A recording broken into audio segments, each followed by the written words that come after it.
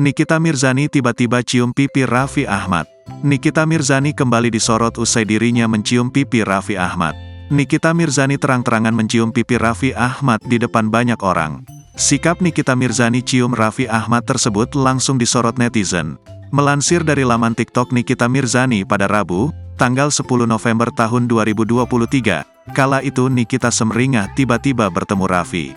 Tiba-tiba ketemu Raffi, tulis Nikita Mirzani. Janda 3 anak tersebut langsung mencium dan memeluknya. Raffi pun menyambut baik kecupan dan pelukan dari Nikita.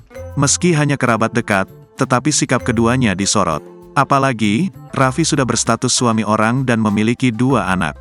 Nama Nagita Slavina disebut-sebut di dalam komentar netizen pada postingan itu. Sabarnya Mama Gigi ya, kata netizen.